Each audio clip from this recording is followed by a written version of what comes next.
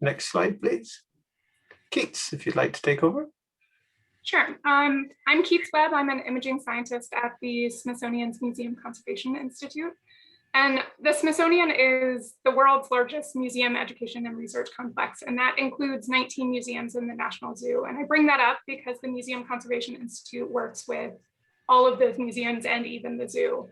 So MCI is a Center for Specialized Technical Collection Research and Conservation for all of the Smithsonian collections and the museums. And so for some cases for those Smithsonian collections, it's the only Smithsonian resource for technical studies and scientific analysis. And so we provide unique analytical capabilities for Smithsonian researchers.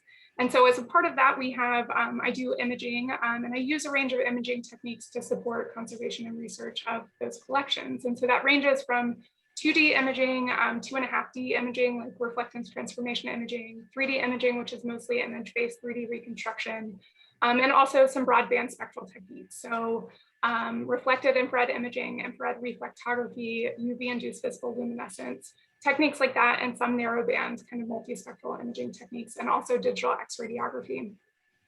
So in the imaging projects with the Smithsonian collections, I am collaborating with conservators and curators and researchers. And so imaging registration is a part of that, both in terms of the processing and also the visualization.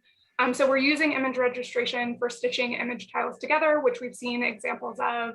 And that's to look at regions of interest or to look at larger objects that we need higher resolution details of. So for example, infrared reflectography, we have a specialized camera that has an indium gallium arsenide sensor, but the spatial resolution of that sensor is 320 by 256 pixels.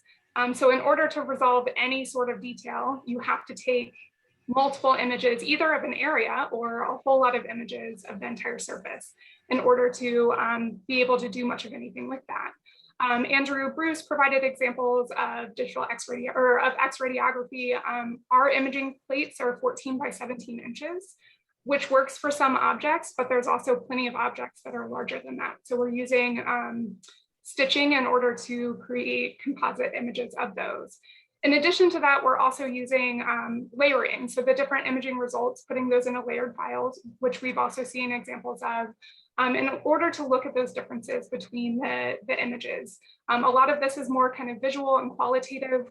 I'm using Adobe Photoshop for a process like that because it's something that I have access to, and it's what my collaborators have access to.